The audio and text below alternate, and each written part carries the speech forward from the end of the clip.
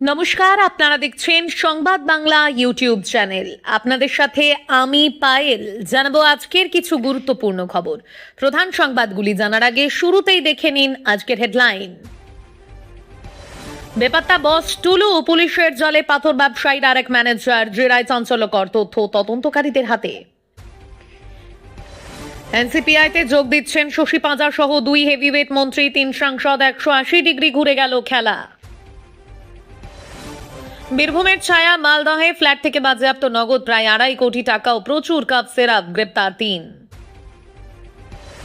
মন্ত্রী উমেশ রাইয়ের তথ্য সরবরাহ, হাওড়া এসটিএফ এর জালে জঙ্গি হামিমের সহযোগী। বিদেশে পড়াশোনার খরচ বিতর্ক, প্রমাণ দেখিয়ে দীপকে চ্যালেঞ্জ, পিএম ফেয়ার্স ফান্ড নিয়েও প্রশ্ন করুন। প্রতীক নিয়ে লড়াইয়ের মাঝে নয়া প্রতীক প্রস্তুত রাখছে কালীঘাট শিবির, জোর জল্পনা রাজনৈতিক মহলে। বাড়িতে ছড়িয়ে ছিটিয়ে আগ্নেয়াস্ত্র, ক্যানিংয়ে বোমা সহ গ্রেপ্তার তৃণমূল বুথ সভাপতি, উদ্ধার 2 বন্দুক এবং 4 কার্তুজ। সুপ্রিম ধাক্কা, অভিষেকের চোখে চিকিৎসায় বিদেশ যাত্রা ঝুলে মামলা ফেরত গেল হাইকোর্টে। রাম মন্দিরের অনুদান চুরি ও নিট কাণ্ড নিয়ে সংসদ চত্বরে বিরোধীদের বিক্ষোভ, সামিল প্রিয়াঙ্কা মহুয়া। রঘুনাথগঞ্জের রেল লাইনের ধার থেকে উদ্ধার যুবক যুবতীর দেহ, দুর্ঘটনা নাকি অন্য রহস্য, তদন্তে পুলিশ।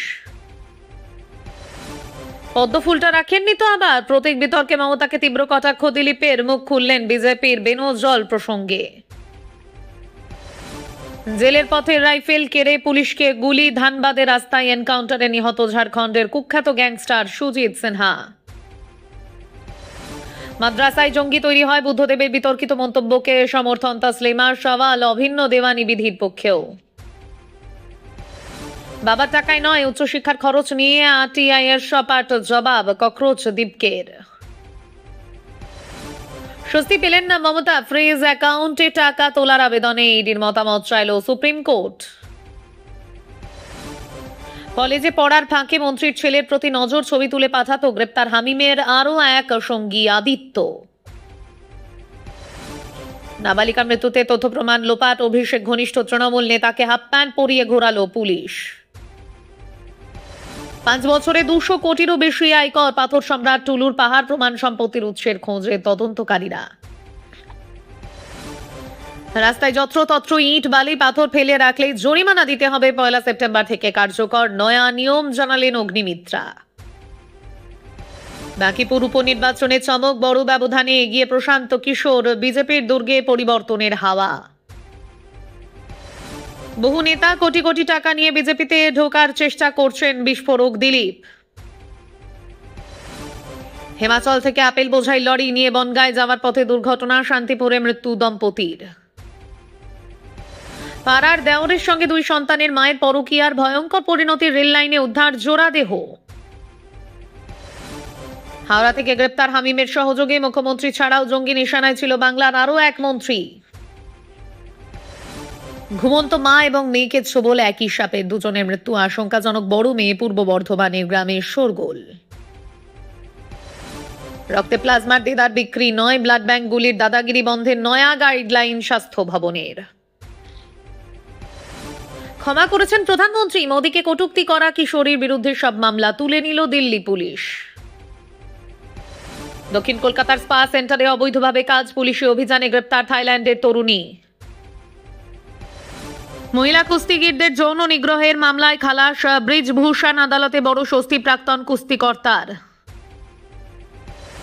ঘূর্ণাবর্ত অক্ষরেখার জোড়া ফলা, ভারী বৃষ্টি চলবে উত্তরবঙ্গে, দক্ষিণের কোথাও কোথাও বিক্ষিপ্ত বর্ষণ, কি হবে কলকাতায়। বীরভূমে ফুচকায় বিষক্রিয়া খেয়ে মৃত কিশোরী, অসুস্থ একাধিক গ্রামবাসী, মেডিকেল টিম গঠন স্বাস্থ্য দপ্তরের। চলন্ত অটোতে নীল ছবি দেখে অশালীন আচরণের অভিযোগ র্যাপিডো চালকের বিরুদ্ধে। প্রিয় দর্শক, আপনি যদি আমাদের চ্যানেলে নতুন হয়ে থাকেন তাহলে চ্যানেলটিকে সাবস্ক্রাইব করে পাশে থাকা বেল আইকনটি ক্লিক করে রাখুন, পরবর্তী খবরের আপডেটগুলো সবার প্রথমে পেতে। মালদহে গভীর রাতে অভিযানে উদ্ধার প্রায় 2,40,00,000 টাকা, গ্রেপ্তার 3। বীরভূমের পর মালদা থেকে বিপুল পরিমাণ টাকা উদ্ধার হয়েছে। নিষিদ্ধ কাশির সিরাপের তদন্তে নেমে গতকাল রবিবার রাতে মালদাহের মঙ্গলবাড়িতে অভিযান চালায় পুলিশ। সেখানে একটি আবাসন থেকে 2,40,97,380 টাকা উদ্ধার করা হয়। প্রায় 20 গ্রাম সোনা ও একটি ল্যাপটপও উদ্ধার করেন তদন্তকারীরা। সোমবার ভোর রাত পর্যন্ত চলে টাকা গোনার কাজ, তারপরে গ্রেপ্তার করা হয় 3 জনকে। গত সপ্তাহে বীরভূমের মোহাম্মদ বাজারে পাথর ব্যবসায়ী টুলু মণ্ডলের আত্মীয় মিনারের বাড়ি থেকে উদ্ধার হয়েছে 28 কোটি টাকা ও 15 কেজি সোনা। টুলুর সাম্রাজ্য ভাঙার যখন কাজ চলছে, ঠিক সেই মুহূর্তে মালদাহে বিপুল পরিমাণ টাকা উদ্ধার করেছে পুলিশ। সেদিন কয়েক আগে বেআইনিভাবে কাশির সিরাপ পাচারের অভিযোগ পেয়ে দক্ষিণ দিনাজপুরে তল্লাশি চালিয়েছিল পুলিশ। গ্রেপ্তার করা হয়েছিল 4 জনকে। তাদের জেরা করেই মেলে মালদহে মঙ্গলবাড়ি এলাকায় একটি আবাসনের হদিশ। এরপরেই ধৃতদের সঙ্গে নিয়ে সেই ঠিকানায় গতকাল রবিবার হানা দেয় পুলিশ। দেখা যায় বিছানা আলমারি জুড়ে শুধু টাকা ছড়িয়ে রয়েছে। সঙ্গে সঙ্গে নিয়ে যাওয়া হয়েছিল 3টি টাকা গোনার মেশিন। মালদা ও দক্ষিণ দিনাজপুর জেলার পুলিশের সঙ্গে তদন্তে যোগ দেয় স্পেশাল অপারেশন টিম। সেই তদন্তেই উদ্ধার হয় 2,40,97,380 টাকা। শুধু টাকাই নয়, মালদহে খইহট্টা এলাকায় একটি গুদাম ঘরেও হানা দেন তদন্তকারীরা। ভোর 4টে পর্যন্ত সেখানে তল্লাশি চলে। বাজেয়াপ্ত হয় 9,000 বোতল নিষিদ্ধ কাশির সিরাপ। এই অভিযানে মোট 3 জনকে গ্রেপ্তার করেছে পুলিশ। ধৃতদের নাম পিন্টু সরকার, গোপাল চাকি এবং সুশান্ত হালদার। 3 জনেরই বাড়ি মালদা থানার এলাকাতেই। পুলিশ সূত্রে খবর, ধৃত পিন্টু হালদার তৃণমূল কর্মী। পাড়ার দেওরের সঙ্গে 2 সন্তানের মায়ের পরকীয়ার ভয়ঙ্কর পরিণতি। রেল লাইনে উদ্ধার জোড়া দেহ। ভোরের আলো ফুটতেই ভয়ঙ্কর দৃশ্য। রেল লাইনে ক্ষতবিক্ষত হয়ে পড়ে যুবক যুবতী। মুর্শিদাবাদের রঘুনাথগঞ্জ থানার গদাইপুর এলাকার ঘটনা। জঙ্গিপুর স্টেশন লাগোয়া রেল লাইনে 2 জনের দেহ পড়ে থাকতে দেখেন স্থানীয়রা। খবর দেওয়া হয় পুলিশে। প্রাথমিক অনুমান 2 জন একসঙ্গে রেল লাইনে আত্মহত্যা করেছেন। মৃত যুবকের নাম রতন ঘোষ এবং মৃত যুবতী প্রিয়া মাঝি। পুলিশ সূত্রে জানা গিয়েছে এই মহিলা বিবাহিতা এবং তার 2টি সন্তান রয়েছে। রতন ঘোষ এলাকারই যুবক। প্রাথমিক তদন্তে পুলিশ জানতে পেরেছে 2 জনের মধ্যে বিবাহ বহির্ভূত সম্পর্ক ছিল। প্রাথমিক তদন্তে আরপিএফ ও জিআরপিএফ এর অনুমান, রবিবার রাত প্রায় 2:40 নাগাদ গরিবরথ এক্সপ্রেসের সামনে চলে আসেন ওই যুবক যুবতী। ট্রেনের ধাক্কায় ছিটকে গিয়ে মৃত্যু বলে খবর। তদন্তকারীদের প্রাথমিক ধারণা এটি আত্মহত্যার ঘটনা হতে পারে, তবে মৃত্যুর সঠিক কারণ নিশ্চিত করতে সমস্ত দিক খতিয়ে দেখা হচ্ছে। বাড়িতে জানাজানি হওয়ার পর এই ভয়ঙ্কর পরিণতি কিনা তাও জানার চেষ্টা করছে পুলিশ। ঘটনার খবর পেয়ে আরপিএফ, জিআরপিএফ এবং রঘুনাথগঞ্জ থানার পুলিশ ঘটনাস্থলে পৌঁছে দেহ 2টি উদ্ধার করে জঙ্গিপুর মহকুমা হাসপাতালে ময়নাতদন্তের জন্য পাঠায়। ঘটনাস্থল থেকে বিভিন্ন তথ্য প্রমাণ সংগ্রহ করা হয়। ময়নাতদন্তের রিপোর্ট এবং তদন্তের অগ্রগতির ভিত্তিতে মৃত্যুর প্রকৃত কারণ সম্পর্কে নিশ্চিত হওয়া যাবে বলে পুলিশ সূত্রে খবর। যদিও এই 2 জনেরই পরিবারের তরফে এখনো পর্যন্ত কোনো বয়ান মেলেনি। কিভাবে বিদেশে পড়াশোনার খরচ জুগিয়েছিলেন টিআই করে তদন্তের দাবি উঠতেই নথি সহ জবাব দিলেন দীপকে। বিদেশে উচ্চশিক্ষার জন্য যে বিপুল অর্থের প্রয়োজন তা অভিজিৎ দীপকের পরিবার জুগিয়েছিল কিভাবে, এই প্রশ্ন তুলে তথ্য জানার অধিকার আইন বা আইটিআই অ্যাক্টে তদন্তের দাবি তুলেছিলেন সুরতের সমাজ সৈনিক অমিত তিওয়ারি। এবার সেই প্রশ্নের জবাব দিলেন ককরোচ জনতা পার্টির প্রতিষ্ঠাতা অভিজিৎ দীপকে। নিজের বক্তব্যের সপক্ষে নথিও প্রকাশ করেছেন তিনি। সাংবাদিক বারখা দত্তকে দেওয়ার সাক্ষাৎকারে দীপকে জানান, তিনি আমেরিকার বোস্টন বিশ্ববিদ্যালয় থেকে বৃত্তি স্কলারশিপ পেয়েছিলেন। বাকি খরচ জোগাড় করতে তিনি শিক্ষা ঋণ বা এডুকেশন লোন নেন। সেই ঋণের টাকা তিনি এখনো শোধ করছেন বলেও জানিয়েছেন দীপকে। তার কথায়, বোস্টন বিশ্ববিদ্যালয় আমায় বৃত্তি দিয়েছিল।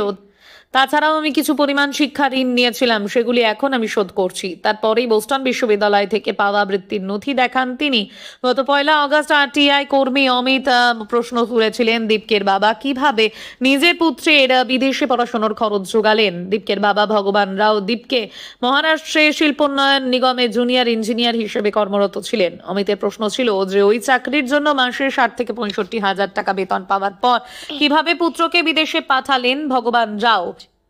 এই সূত্রে দীপকের বাবা বিষয়ে আশয় নিয়ে তদন্তের দাবি করেন তিনি। এর পাশাপাশি নির্বাচন কমিশন এবং কেন্দ্রীয় জিএসটি কর্তৃপক্ষের কাছে সিজেপি নথিভুক্তিকরণ সংক্রান্ত বিষয় এবং তহবিল নিয়ে অনুসন্ধান করার দাবি জানান তিনি। রবিবার সিজেপির তহবিল সংক্রান্ত বিষয় নিয়েও প্রশ্নের জবাব দিয়েছেন দীপকে। তিনি বলেন, সিজেপি আগামী দিনে সাধারণ মানুষের কাছে অর্থ সাহায্যের জন্য আর্জি জানাবে। এই বিষয়ে স্বচ্ছতা বজায় রাখা হবে বলেও জানিয়েছেন তিনি। যন্তর মন্তরে ছাত্র বিক্ষোভের প্রসঙ্গ তুলে দীপকের সংযোজন, সেই সময় সাধারণ মানুষই তাদের সাহায্য সাহায্য করেছিলেন। দিল্লির যন্তর মন্তরের সমাবেশ এবং গত 20 জুলাই সংসদ অভিযানে সামিল হওয়া বহু আন্দোলনকারীর উপরে এফআইআর দায়ের হয়েছিল। আইনি লড়াই লড়ার জন্য সিজেপিকে 1 কোটি টাকা অর্থ সাহায্য করেছিলেন আইনজীবী কপিল সিব্বাল। বিষয়টি নিয়ে বিতর্কের সূত্রপাত হয়। সিজেপি নথিভুক্ত রাজনৈতিক দল কিনা এবং কপিল সিব্বাল এইভাবে তাদের অর্থ সাহায্য করতে পারেন কিনা প্রশ্ন তুলে নির্বাচন কমিশনের দ্বারস্থ হন ওই আরটিআই কর্মী। তিনি বলেন, বহু মানুষ খাবার জলের বোতল দিয়ে সাহায্য করেছেন। দিল্লি পুলিশের কয়েকজন আমাদের কাছে এসে বলেছেন, আমরা তোমাদের জলের বোতল দেব, কিন্তু আমাদের পরিচয় প্রকাশ্যে এনো না। ওই আরটিআই কর্মী অমিতকে নিশানা করেছে সিজেপি। তাদের অন্যতম মুখপাত্র বৈষ্ণবী গৌর বলেন, যারা একজন ব্যক্তি দীপকের বিরুদ্ধে আরটিআই করে যাচ্ছেন তাদের পিএম ফেয়ার্স ফান্ডের বিষয়টিও দেখা উচিত। মোদিজি, প্রধানমন্ত্রী নরেন্দ্র মোদী আপনাদের ক্ষমা করে দেবেন, ভয় পাবেন না। অভিষেকের বিদেশ যাত্রার আবেদন 1 সপ্তাহের মধ্যেই হাইকোর্টকে শুনানির নির্দেশ সুপ্রিম কোর্টের। চোখের চিকিৎসার জন্য বিদেশ যাওয়ার অনুমতি চেয়ে করা মামলায় বড় ধাক্কা খেলেন তৃণমূল নেতা তথা সাংসদ অভিষেক বন্দ্যোপাধ্যায়। তার বিদেশ যাত্রার আবেদন সংক্রান্ত মামলাটি করার জন্য কলকাতা হাইকোর্টকে নির্দেশ দিল দেশের সর্বোচ্চ আদালত। সোমবার ভারতের প্রধান বিচারপতি সূর্যকান্তর নেতৃত্বাধীন বেঞ্চ এই নির্দেশ দিয়েছে। চোখের চিকিৎসার প্রয়োজনে বিদেশ যাওয়ার অনুমতি চেয়ে এর আগে কলকাতা হাইকোর্টে আবেদন করেছিলেন অভিষেক বন্দ্যোপাধ্যায়, কিন্তু হাইকোর্ট সেই আবেদন খারিজ করে দেয়। কলকাতা হাইকোর্টের সেই নির্দেশকে চ্যালেঞ্জ জানিয়ে সুপ্রিম কোর্টের দ্বারস্থ হয়েছিলেন তৃণমূল সাংসদ। সোমবার সুপ্রিম কোর্টের এই মামলার শুনানি ছিল। এদিনের শুনানিতে অভিষেকের পক্ষে সওয়াল করেন বিশিষ্ট আইনজীবী গোপাল শঙ্কর নারায়ণ।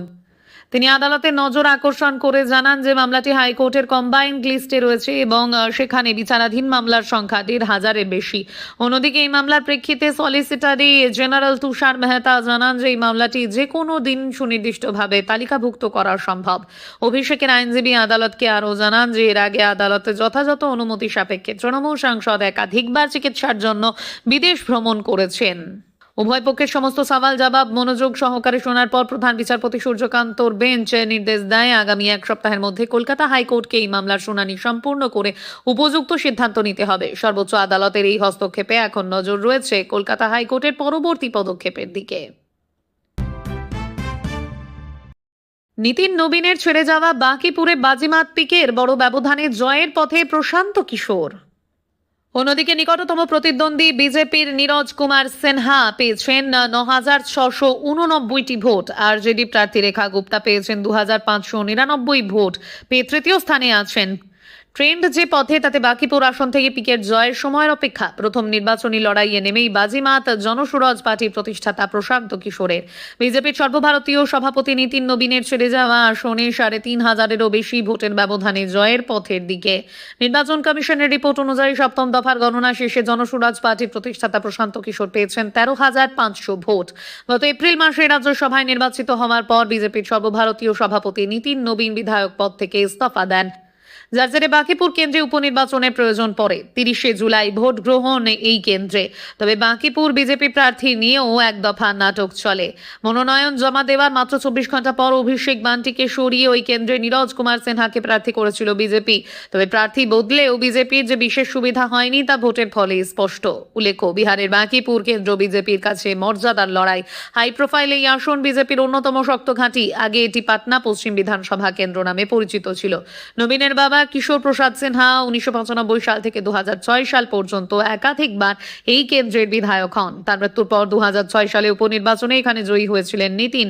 তারপর থেকে নিতিন ও বাঁকিপুর ছিল কার্যত সমার্থক শব্দ। এই অবস্থায় বাঁকিপুর ধরে রাখা ছিল বিজেপির কাছে অন্যতম চ্যালেঞ্জ।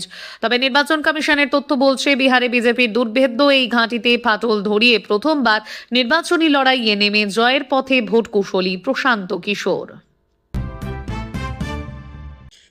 বাড়িতে ছড়িয়ে ছিটিয়ে রয়েছে বোমা বন্দুক। ক্যানিংয়ে গ্রেপ্তার তৃণমূলের বুথ সভাপতি। তৃণমূলের বুথ সভাপতির বাড়িতে বোমা বন্দুকের ছড়াছড়ি। রবিবার গভীর রাতে তল্লাশি চালিয়ে চক্ষু চরক গাছ পুলিশের। বাড়ি থেকে ওই তৃণমূল কর্মীকে গ্রেপ্তার করা হয়েছে। ধৃতের নাম আলাউদ্দিন তরফদার। ক্যানিংয়ের দিঘিরপাড় গ্রাম পঞ্চায়েতের অন্তর্গত উত্তর অঙ্গাদ বেরিয়া এলাকার বাসিন্দা তিনি।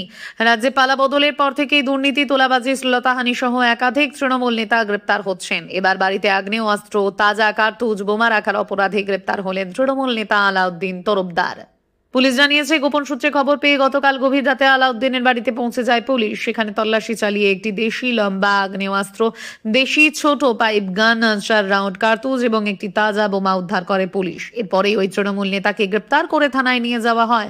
তবে এই ঘটনায় আরও কেউ জড়িত কিনা জানা যায়নি। আজ সোমবার ধৃত তৃণমূল নেতাকে আলিপুর আদালতে পেশ করা হবে বলে পুলিশ সূত্রে খবর।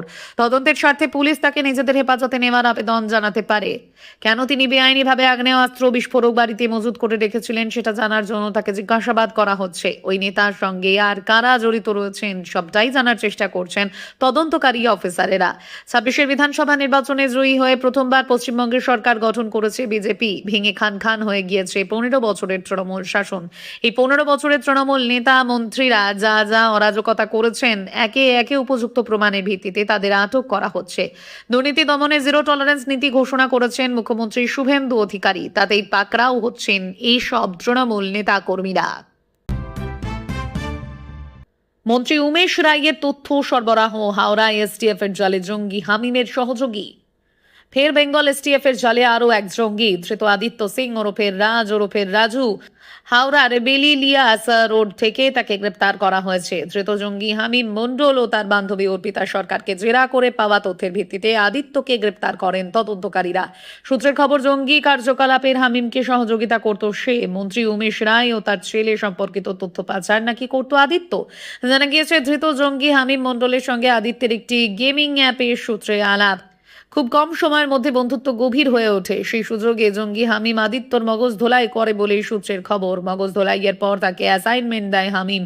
পুরো প্রতিমন্ত্রী উমেশ সেনাইয়ের উপর নজরদারি চালানোর কাজ দেওয়া হয়। মন্ত্রী ও মন্ত্রীপুত্র সম্পর্কিত যাবতীয় তথ্য সে হামিম ও তার বান্ধবী অর্পিতাকে পাচার করত বলেই খবর। হামিম ও অর্পিতাকে জেরা করে আদিত্যের খোঁজ পাওয়া যায়। তাকে হাওড়ার বেলিলিয়াস রোডের বাড়ি থেকে গ্রেপ্তার করা হয়। আদিত্যকে বর্তমানে আদালতে পেশ করা হবে। নিজেদের হেফাজতে নিয়ে তাকে জেরা করবেন তদন্তকারীরা। জঙ্গি হামিম ঠিক কতদূর শিকড় ছড়িয়েছে তার উৎসের খোঁজে এসটিএফ।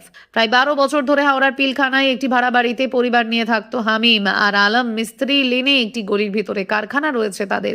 একটি 7তলা বাড়ির একেবারে নিচের তলায় হামিমের কারখানাটি রয়েছে। হামিম ও তার বাবা মনিরুদ্দিন মণ্ডল দুটি ঘর ভাড়া নিয়ে কারখানাটি চালায়। জানা গিয়েছে, ওই কারখানাটিতে জামার টিপ তৈরির কাজ হয়।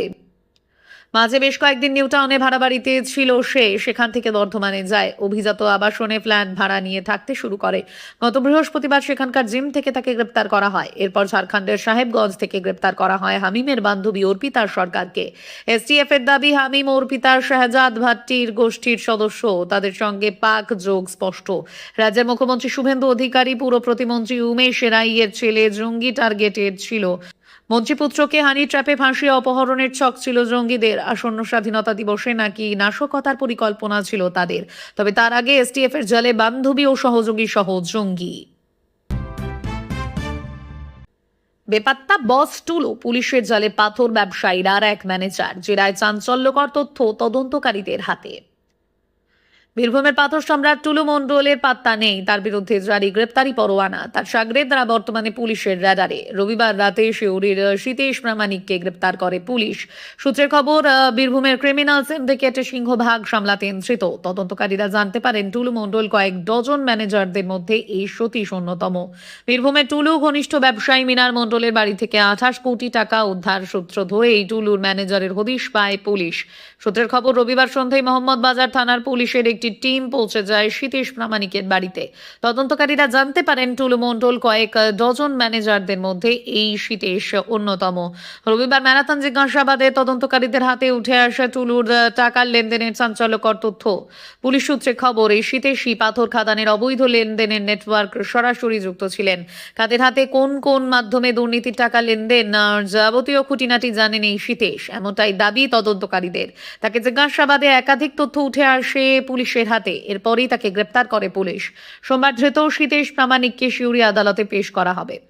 পাথর খাদানে অবৈধ লেনদেনে আরো কোন কোন মাথা জড়িত তা জানতে সীতেশকে জিজ্ঞাসাবাদ করতে নিজেদের হেফাজতে নেওয়ার আবেদন জানাতে পারে পুলিশ বিশেষ টিম। শনিবার মঙ্গলকোটের আইমাপাড়া গ্রামে পাথর সম্রাট টুলু মণ্ডলের পাথর খাদানের ম্যানেজার ইফাজুল হকের বাড়িতে তল্লাশি চালায় পুলিশ। ইফাজুলের ঘরের তালা ভেঙে সেখান থেকে কয়েকটি ট্রাঙ্ক ও লাল রঙের ট্রলির সন্ধান পান তদন্তকারীরা। সেই সব ট্রাঙ্ক ও ট্রলির তালা ভেঙে তল্লাশি চালানো হয়।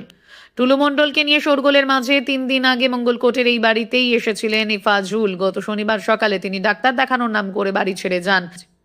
তারপর থেকে পরিবারের সদস্যদের সঙ্গে তিনি যোগাযোগ করেননি। পুলিশের অনুমান তিনি গা ঢাকা দিয়েছেন। রাস্তায় যত্রতত্র ইট বালি পাথর ফেলে রাখলেই জরিমানা দিতে হবে। 1 সেপ্টেম্বর থেকে কার্যকর নয়া নিয়ম, জানালেন অগ্নিমিত্রা। বাড়ি বাড়ানোর সময় রাস্তায় নির্মাণ সামগ্রী ফেলে রাখলে এবার জরিমানা গুনতে হবে, সাফ জানিয়ে দিলেন রাজ্যের পুর ও নগর উন্নয়ন মন্ত্রী অগ্নিমিত্রা পাল। আগামী 1 সেপ্টেম্বর থেকেই এই নতুন ব্যবস্থা কার্যকর হচ্ছে বলে জানিয়েছেন তিনি। রবিবার শিলিগুড়ি পুর নিগমের একাধিক কর্মসূচিতে উপস্থিত ছিলেন অগ্নিমিত্রা। সেখানে সংবাদ মাধ্যমের মুখোমুখি হয়ে তিনি বলেন, বাড়ি বানাচ্ছে আর রাস্তার মধ্যে পাথর বালি ইট ফেলে রাখছে, এটা হবে না। আমরা জরিমানা নেব। বাড়ি করছেন যখন ভিতরে এই সমস্ত জিনিস রাখুন, রাস্তাটা আপনার নিজস্ব সম্পত্তি নয়। রবিবার অগ্নিমিত্রা এও জানিয়েছেন যে কেউ ফাঁকা জমি কিনে রাখলে তা পরিষ্কার করার দায়িত্ব সংশ্লিষ্ট ব্যক্তিকেই নিতে হবে। মন্ত্রীর কথায়, আমি 30 বছর পর বাড়ি বানাবো আর এখন সেই জমিতে ঝোপঝাড়, নালা, নর্দমা, পুকুর থাকবে, তা হবে না। বাড়ির সামনের জায়গা বা বাগান পরিষ্কার করা যেমন আপনার দায়িত্ব, তেমনি ফাঁকা জমি পরিষ্কার রাখাও আপনার দায়িত্ব। আপনার ফাঁকা জমির জন্য বাড়ির লোক ডেঙ্গিতে ভুগবে, সেটা হবে না। সম্প্রতি বেআইনি পার্কিং নিয়েও কড়া বার্তা দেন অগ্নিমিত্রা। তিনি জানান, পার্কিং করার নির্দিষ্ট জায়গায় গাড়ি রাখা যাবে। পার্কিং এর জন্য রাজ্য সরকার নতুন অ্যাপ আনছে বলেও জানান তিনি। সেই সূত্রেই তিনি জানান, ফুটপাথে গাড়ি বা বাইক রাখলে মোটা অঙ্কের জরিমানা দিতে হবে। রবিবার সে কথা ফের স্মরণ করিয়ে দেন মন্ত্রী। ফুটপাথ দখলমুক্ত করার বার্তা দিয়ে বলেন, যে সমস্ত হকারের পুরোটা দখল করে বসে রয়েছেন তাদের বলছি, আপনারা পিছিয়ে যান, ফুটপাথে মানুষকে যাতায়াতের জায়গা দিন। মুখ্যমন্ত্রী শুভেন্দু অধিকারীর ঘোষণা মোতাবেক দুর্গাপুজো অবধি কোথাও হকার উচ্ছেদ হবে না বলে জানান অগ্নিমিত্রা। আজ সোমবার 3 তারিখ। এই ছিল আজকের কিছু গুরুত্বপূর্ণ খবরের সংক্ষিপ্ত আপডেট। সংবাদগুলি যদি আপনাদের ভালো লেগে থাকে তাহলে ভিডিওটিতে অবশ্যই লাইক দিন এবং বন্ধুদের সঙ্গে শেয়ার করুন। প্রতিদিন সবার আগে নির্ভুল ও আপডেটেড খবর পেতে আমাদের সংবাদ বাংলা চ্যানেলটিকে সাবস্ক্রাইব করে পাশে থাকুন। ধন্যবাদ। আবারও দেখা হবে নতুন খবর ও আপডেট নিয়ে।